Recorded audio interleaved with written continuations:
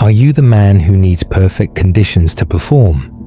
Ideal sleep, ideal mood, ideal praise, or the man who performs because conditions don't get a vote? Have you noticed how quickly your confidence evaporates when the Wi-Fi drops, the room turns cold, or the audience looks bored? Are you waiting for motivation like weather, or are you building proof, days, reps, exposures that make motivation irrelevant? Nietzsche would call out the comfort costume. He'd shove you towards Selbstüberwindung, self-overcoming, the art of deliberately stepping into tension so your spirit discovers itself under load. He'd ask whether your values were chosen or inherited, whether your calm is earned or purchased, whether your courage is a filter or a fact. This manual is a set of rites of risk, voluntary hardships that forge earned confidence, cold and heat to check your biology, solitude to expose your voice, the stage to harden your nerve, and craft to anchor your days. Not punishment, formation. You'll stop auditioning for comfort and start commanding yourself under weather, ready to choose what hurts now so less can hurt you later. Then we begin. Nietzsche didn't preach pain. He preached becoming, and becoming demands friction. Your nervous system loves predictability. Your soul does not. When life is buffered by thermostats, algorithms, and praise, your spirit loses the proof it needs to trust you. You start mistaking talk for steel, curating playlists for identity, zest for mastery. The antidote is simple and severe. Voluntary difficulty, chosen, contained, repeatable exposures that turn fear into fuel and noise into signal. Begin by writing your vow like a law you can enforce. You will meet one controlled edge daily, not catastrophe. Edge. The edge is where breath demands leadership, where preference wants to pull you back, where the old you negotiates and the new you answers with action. Nietzsche's hammer wasn't a weapon. It was a tuning fork. He tapped idols to hear whether they rang hollow. Your idols are comfort and certainty. Tap them. Step where you don't script the room. Understand the moral math. When you pick your pain, you reduce the random pain that picks you. A minute in cold grants an hour of composure. A page in solitude saves a week of confusion. A night on stage buys a year of unbothered meetings. The fragile brag about feelings, the formed show receipts. You're not chasing hard things for aesthetics. You're building anti-fragility, the ability to return stronger because you were stressed, not despite it. Write this creed in a line you can say when your stomach flips. I don't wait for courage. I make it by contact. Then translate creed into architecture. Put the frictions on a calendar like sacred appointments. Cold or heat in the morning, solitude at noon or dusk, craft before scroll, stage once a week. The calendar is your will to power made visible, willing your life into shape by selecting weights you can lift and increasing them on purpose. Expect sabotage from your appetite, from your friends, from that inner Clark who loves negotiation. Smile at all of it. Nietzsche calls you to cheerful severity. No whining, no theater. Just a proud acceptance that you will pick small, exacting tasks so that larger, vaguer tragedies don't pick you.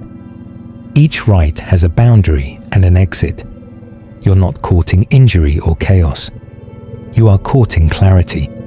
You are proving, little by little, that you can give yourself orders and carry them out. The lion doesn't need applause. The lion needs a horizon. Today, you walk toward it. Confidence isn't a speech.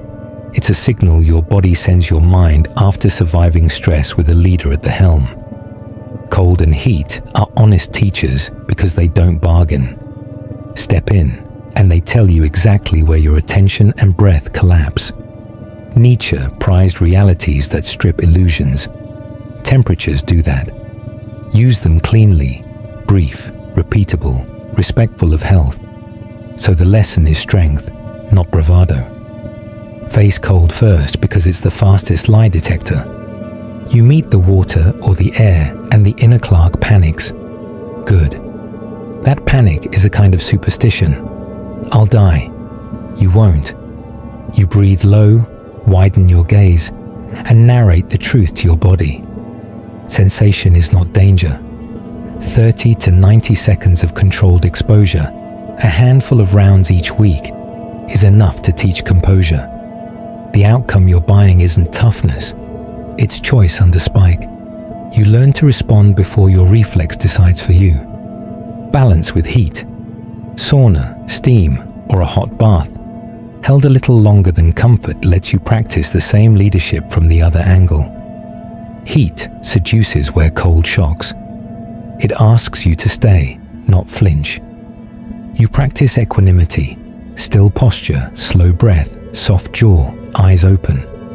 You exit before dizziness, hydrate, and walk after. Pairing cold and heat builds a body that knows both edges and trusts you around them.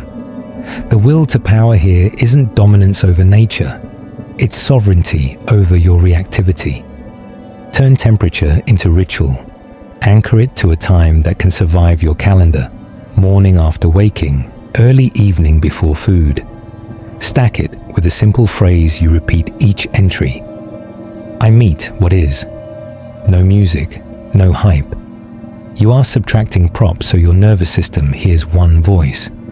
Yours. Safety is not cowardice. If you have medical conditions, you consult a professional and scale intensity down. The point is fidelity, not extremity. Nietzsche mocked herd morality, not common sense. Injury is ego wearing hero's clothing. Keep the right boringly consistent, and you'll watch your baseline rise. Emails read calmer, conflict lands quieter, lifts feel cleaner, sleep deepens. Confidence becomes a memory your body can access on demand. Most men confuse stimulation for connection. They scroll, they reply, they consume, then call the noise presence. Nietzsche retreats to write because he knows truth needs altitude and quiet. Solitude is not loneliness. It's the court where your instincts get cross-examined. Silence is not emptiness. It's the medium where your real judgments can be heard. You can't build a will if you never hear it speak. Create a daily clearing, 15 to 30 minutes in the same chair, at the same time, with every screen exiled. Bring paper. Ask 3 unforgiving questions. What am I avoiding? What standard slipped yesterday? What one act today would make me proud by noon? Write what comes without flattering yourself. That page is your duel with self-deception. Win it, and the day is already cleaner. Add walking without inputs. Nietzsche wrote with his feet. Put your body under a sky with no soundtrack, no map voice, no pings. Pace up a hill if you can. When agitation spikes, resist the reach for a device. Let the mind chew until it swallows. Thoughts become sentences. Sentences become choices. Choices become character. You are reclaiming cognition from the slot machine. Schedule longer solitude weekly, an hour with no obligation, or a half day in nature. Bring a problem and a thermos. Leave with a sentence you can live. Make it concrete. A boundary you'll state. A project you'll ship. A conversation you'll start. Solitude is wasted when it produces epiphanies without behavior. Nietzsche's test. Can you dance with your conclusion? If not, it isn't yours. Practice social fasting. 1 evening a week, be unreachable by design. Tell those who need to know, then vanish. Cook, read, stretch, tinker. You are proving you are not publicly powered. The first times will feel like withdrawal. Good. Addiction hides in the respectable. News, group chats, work. You break it by choosing a smaller circle for a little while. Guard against the ascetic trap. Contempt for people. The aim isn't to hate crowds, it's to stop being mastered by them. Return from solitude more available because you're less needy. Silence was the furnace where your need for approval got burned to an ember. You can hear a no without folding, give a no without fire, and hold a yes without bargaining. That is what Nietzsche means by becoming who you are. Not a slogan, a sound you can recognize under any volume. Nothing reveals borrowed confidence faster than exposure. A room full of eyes, a camera, a mic, a client, a date, a demo. Your body broadcasts whether your certainty is earned or editorial. Nietzsche's antidote is style born of substance. The stage, any stage, is a rite because it compresses fear into a deadline and forces your will to show up on time. Pick a forum and commit to a cadence. Attend open mics and read something you wrote. Present unglamorous work in team meetings with crisp maps and short sentences. Offer to teach a skill to 3 friends on Sundays.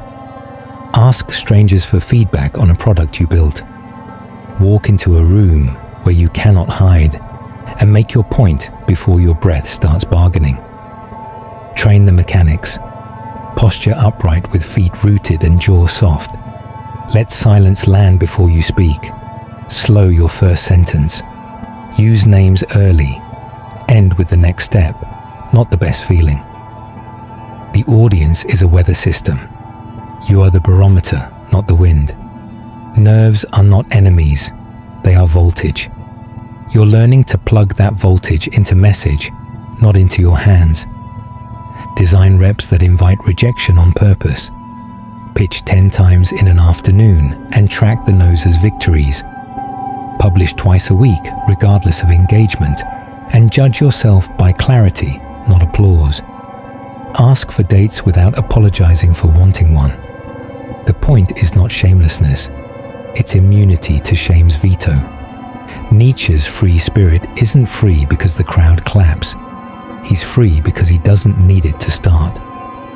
Write post-mortems, not myths. After each exposure, log 3 lines. One thing that landed, one that wobbled, one change for next time. That humility is ruthlessness in disguise. You are hard on process so you can be easy in presence. The next room inherits your discipline without having to watch it. Refuse 2 traps, sarcasm and spectacle. Sarcasm is a shield that keeps you from being seen. Spectacle is a shield that keeps you from being known. Choose clean instead. Plain words, real examples, specific asks. The room relaxes when it senses a man is there to serve the idea, not to feed on attention. Most importantly, stage is not a vacation from ethics. You do not manipulate. You do not gin up tears. You do not peddle certainty you haven't earned. Nietzsche despised herd taste, not truth. Your style is the shape of your honesty. Make that shape sharp and generous, and you'll find the strange paradox of exposure. The more you risk being boringly real, the more you become impossible to ignore. The rites sharpen nerve, but work builds the house. Nietzsche's "become what you are" isn't a lightning strike. It's years of disciplined choices, long obedience in the direction of your strongest yes. Craft is the daily place where your will meets matter and keeps its appointment. It is where confidence stops being mood and becomes memory. Proof stacked in wood, code, iron, pages, sales, patience, students. Choose a craft you can fail at publicly and improve measurably. Make it 1 level harder than your vanity likes and 1 level more concrete than your ego prefers. Then set a rhythm that survives your calendar. An hour before noise, a block after lunch, a night window when the city slows. Protect it as if it were payments on your future, because it is. You cannot be sovereign if other people's pings own your prime hours. Make your workroom anti-theatrical.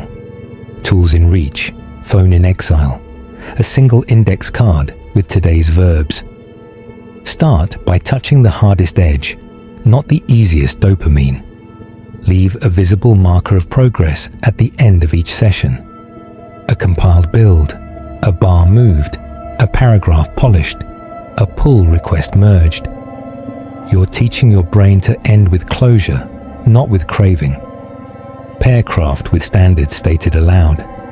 You define what good means this week, not the algorithm and not your insecurity. Your standard might be 5 clean pages, a working prototype, 1 set of customer interviews, a skill filmed and reviewed. Standards turn myth into map. They let you brag to yourself honestly, the only brag that matters. Invite friction deliberately, artificial constraints that toughen your edge. 1-take recordings, speaking without slides, writing with shorter sentences, selling without discounts, lifting without music. Each removal makes you more portable.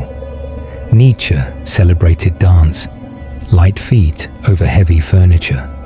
You are building a self that travels well because its confidence is stored in habits, not hardware. Close the day with reckonings, not rituals of guilt. Note where you kept faith and where you ducked. Forgive fast, adjust fast, sleep. Guilt is a gossip who keeps you up. Reckoning is a judge who adjourns. The adjournment is where your nervous system consolidates skill into identity. In the morning, you're not chasing motivation. You are honoring an appointment you made yesterday with the man you said you'd be. Understand this. Craft is compassion. A day well worked makes you easier to live with. You stop grabbing others to fill your gaps. You replace complaint with throughput, posture with utility, romanticism with refinement. That's the Nietzschean kindness no one expects. A man who builds so much order inside that he sets it down wherever he goes. You now hold 4 rights: cold and heat to command reactivity, solitude and silence to tune voice, stage to make nerve a skill, craft to anchor self-respect. Integration is not adding more, it's circling these until they fuse. Nietzsche's eternal recurrence asks, if you had to live this day again forever, would the shape honor you? Build a day you could repeat without shame. That's the test. Spin the wheel weekly. Temperature on most days, solitude daily. Stage once, craft always. Keep a logbook where you score fidelity, not perfection. Kept, missed, adjusted, kept. Trajectory beats purity. When life surges, shrink the rights. Don't delete them. A 20-second cold rinse, 10 minutes on the page, a 3-minute voice memo, a single deliberate set. Consistency under chaos becomes your most transferable skill. Build a brotherhood that respects risk. Train together. Read each other. Heckle kindly when someone hides. Applaud receipts. Teach a younger man what you've stabilized. Ask an older man to audit your blind spots. Will to power is not domination of others. It's mastery of self in relation to others. Power that can't be shared is costume. Install seasonal ascents. 1 weekend alone in the wild with a pen. 1 small public challenge each quarter. 1 craft deliverable that scares you every season. These peaks give your valleys context. They prevent boredom from becoming a philosophy. Guard against 2 corruptions, martyrdom and mythology. Martyrdom makes hardship your identity and others your audience. Mythology edits your story until only triumph remains. Refuse both. Laugh often. At your dramatics, at the weather, at the way cold water still surprises you. Joy proves your severity is chosen, not sour. When setbacks hit, injury, grief, loss, scale without surrender. Trade ice baths for breath, stage for honest letters, heavy lifts for walks, shipping for sketching. The right is fidelity, not a particular form.